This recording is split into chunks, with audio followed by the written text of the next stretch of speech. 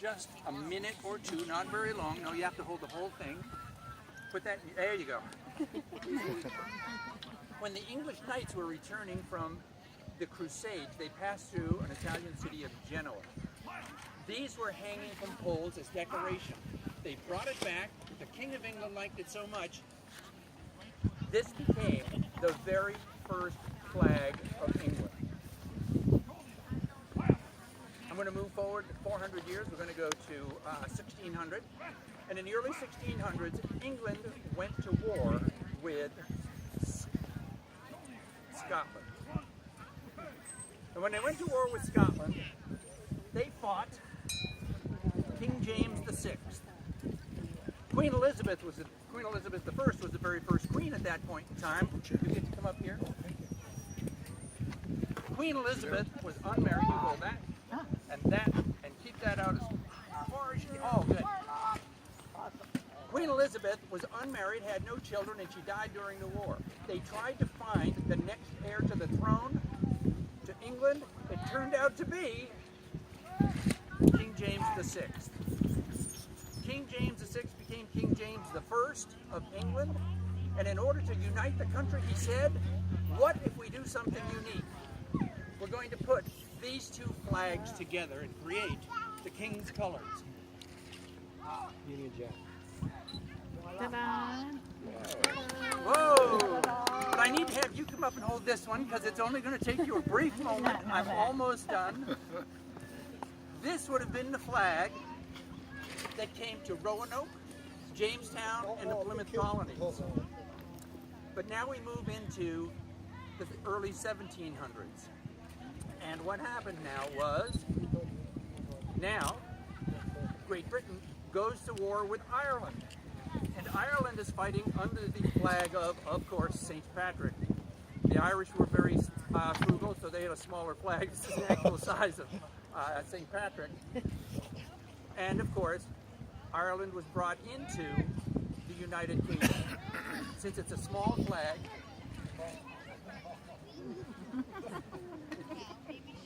right there, and right there. So cute. And in order to unite all three countries, they put all of these flags together into what we know today as the flag of the United Kingdom. And I bet if you look at them, you can now see how we brought all three flags together to make the flag of the United Kingdom today. And you really kind of have to see all of these and see the progression to see how that happened. But now I'm going to have to go back a while because this is not the flag of the American Revolution. So this one's going to go away. I will take this one and this one. Thank you. How about a nice round of applause for my fabulous flag holders? So now what I want to do is I want to take you to April 19th, 1775. It was a Wednesday, about 4:30 in the morning. Lexington Green, you know, shot heard round the world, the beginning of the American Revolution. Long after that battle took place, Emerson wrote a poem. He said, by the rude bridge that arched the flood, their flag in April's breeze unfurled. And there the embattled farmers stood and fired the shot heard round the world. What was that flag the farmers carried? I'm very happy to tell you that this was the flag. It was carried by a man named Nathaniel Page, who was a member of the Bedford militia that mustered at the Fitch Tavern. By the way, that is my ancestor. Yes, I am the descendant of the son of a Fitch. Children, just thought I'd let you know. And this was the flag that was carried. It's called the Bedford flag. This had been in Nathaniel Page's family for well over 100 years prior to the Revolution. I can't think of a better flag because on it in Latin is written, conquer or die. And if that isn't the philosophy of the American Revolution, I don't know what is. The original flag is still on display in the Bedford Library in Bedford, Massachusetts, if you wanted to go see it. Very first flag. Well, what flag flew on the other side of the battle? Union Jack. They didn't carry one. However, if you went to Boston what you would find is they carried the Queen Anne flag, because very early in the 1700s, Queen Anne came along and said, as much as I like this flag, I'm going to make it my own. So this became the Queen Anne, or called the Red Meteor. And this was the flag that would have flown over the colony in Boston for the British. I am going to come back to this flag again in two flags. So remember what this one looks like. It's very important you remember this one, that where we now have the white stars on a blue field, they had placed the king's colors. Okay. Well, in 1775, something very unique happened. We realized we needed an army. We elected a commander of the Continental Army, and his name was? Thank you very much, George Washington. He lived in a house very similar to this one. And wherever George Washington went, he carried this flag. This is called the Washington Headquarters flag, and it recognized where George Washington was located. Wherever he was traveling, this flag would go with him. The Washington Headquarters flag. This is the first time we have ever seen white stars on a blue field, but if you're really good, count the number of points on the star. 13. 6. Because He was Jewish. in flag history, to be a real star, it had to be 6, 7, or 8 points.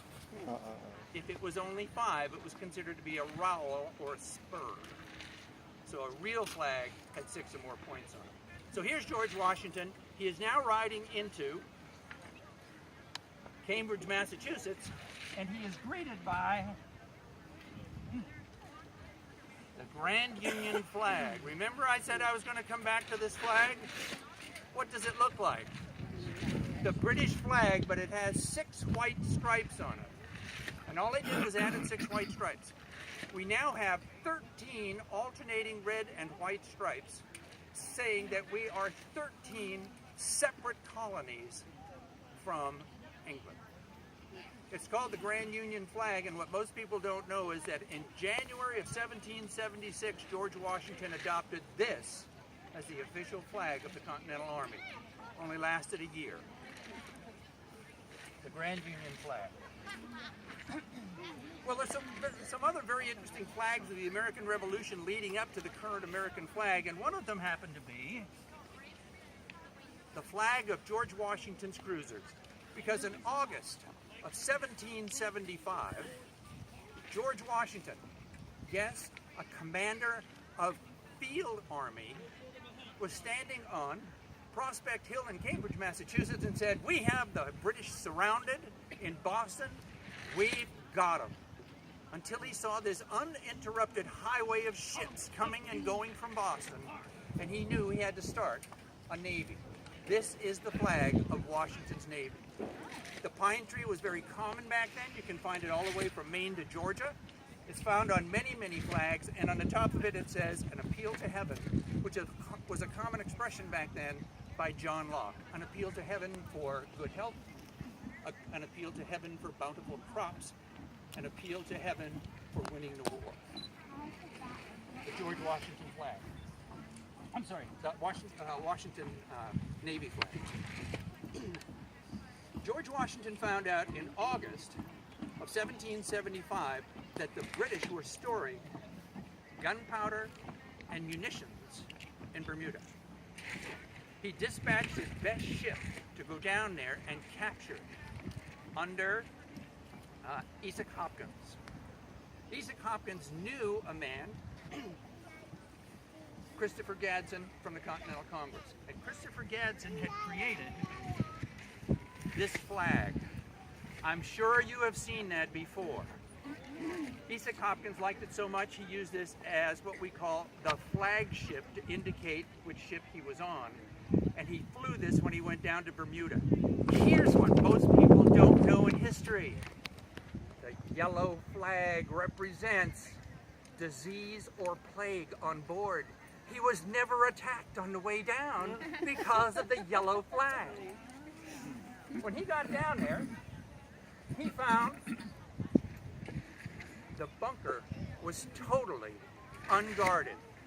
Well, not exactly. There was one British unarmed soldier standing in front of the bunker, and when all of the soldiers showed up, there was no battle. They captured all of that gunpowder and brought it back for the American Revolution. And that was Washington's Navy. But I want you to know something. In November of 1775, those people who went down on that Navy ship in November of 1775 became the beginnings of the United States Marines. So if we were to follow that group down through history, you would find this would be their flag. So the next time you see this, or you hear from the halls of Montezuma to the shores of Tripoli, remember its humble beginnings on the beaches of the Bahamas in 1775. So for a year, George Washington carried the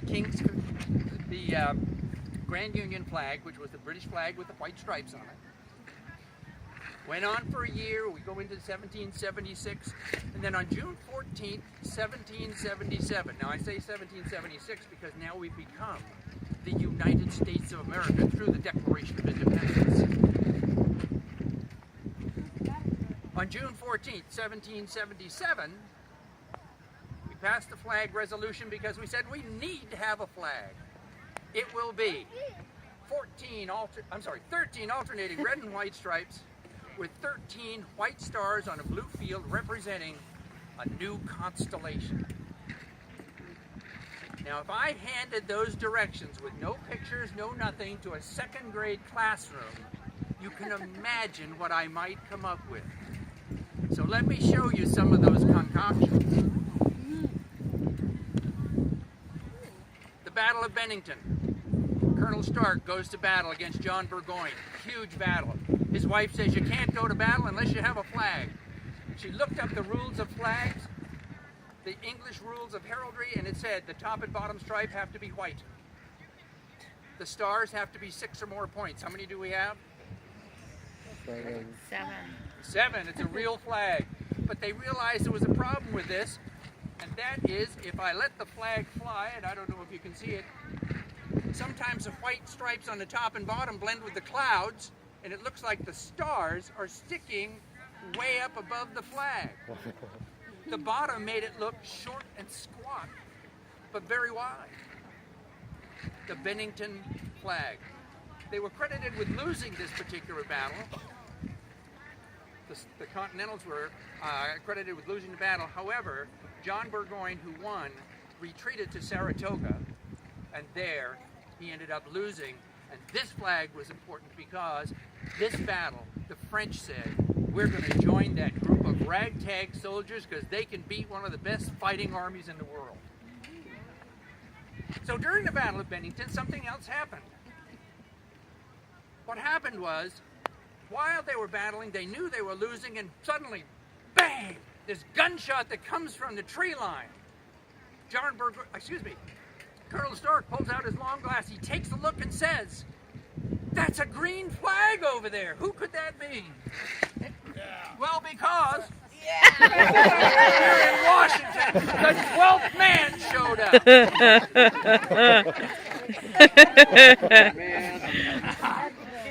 No, it really was a green flag. You probably heard of this because you probably bought his furniture. It's Ethan Allen and the Green Mountain Boys.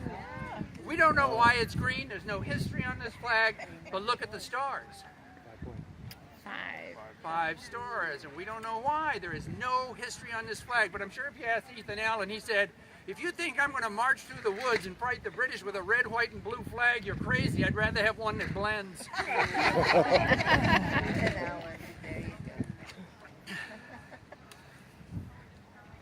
The Navy has now been developed. John Paul Jones has been given a flag, a ship, the Bonhomme Richard. He's dispatched to Europe to get some necessary supplies and engage any British ship that he can find. Off the coast of Scotland, Firth of Forth, if you're familiar with that area, comes across the ship, the Serapis. They get into a battle. The Bonhomme Richard is hit early on at the waterline. It is taking on water. The Serapis is demasted. It can't move. One of the crew members says to John Paul Jones, what should we do? And he said, I've not yet begun to fight. I made that up, but it's a quote. It's a good quote. And And so, sails into port. I'm sorry, he sails his ship over, takes over the Serapis, they sail into port, and they're going to have that refitted so he can sail back home again. Do they know what the new flag looks like? Well, the ambassador, Ben Franklin, knows what it looks like. But I do have to tell you, Ben Franklin had been taken to a little bit of drink, a little bit of party, and he sent out the description of what the American flag should look like. Yes, 13 alternating red and white stripes, 13 white stars on a blue field representing a new constellation. It's called the Serapis flag. They haven't started yet, have they? No. Okay, good. So he sails home under this flag. The good news is no one recognizes this flag. So he sails home virtually unencumbered across the Atlantic. However, the war is still taking place back in the colonies, and Guilford Courthouse. Cornwallis wanted to leave the Atlantic waterfront, move inland. He goes to Guilford Courthouse. This is the Guilford Courthouse flag. Like I said, someone must have told him the wrong directions, but this is a very, very famous flag. It's where Cornwallis was actually credited with the win, but defeated and went back to the sea again, where he ultimately surrendered. Guilford Courthouse flag. Now I have to show you my favorite flag of all time, Easton, Pennsylvania. That's where they took the Liberty Bell and hid it in Easton, Pennsylvania, so that the British wouldn't come, get the bell, melt it down, and turn it into cannons. They didn't want to do that. They had better cannon makers than we had here, but it's a story. It never really happened. But Guilford Courthouse, I love this one because my favorite flag. I love this flag because whenever we add a state, what do we add? A star. We got plenty of room for stars here. But I love the Guilford Courthouse, the Easton, Pennsylvania flag. It's my favorite because plenty of room for adding new states.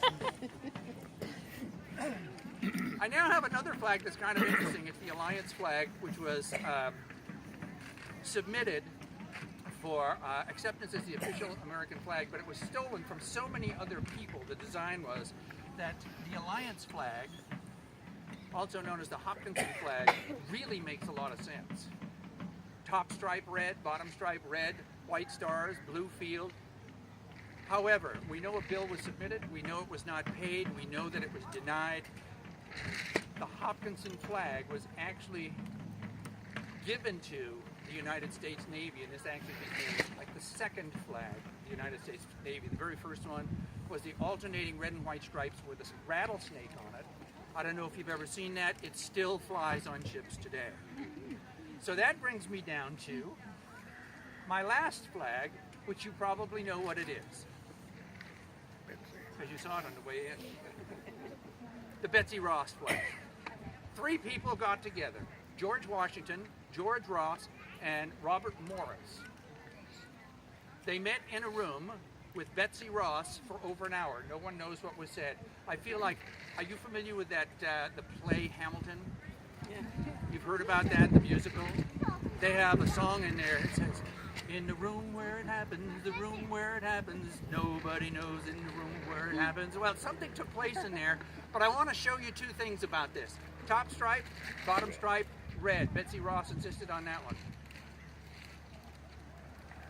We have 13 white stars on a blue field representing a new constellation.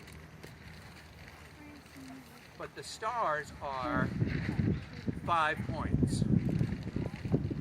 Very significant.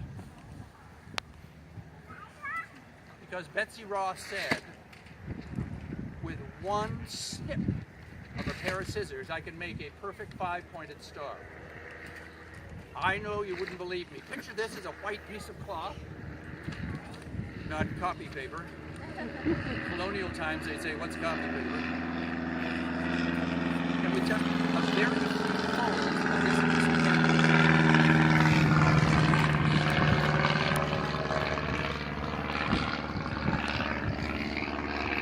and if I did this right, it should end up looking like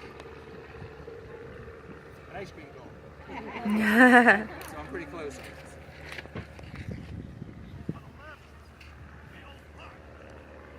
And one single snip with a pair of scissors.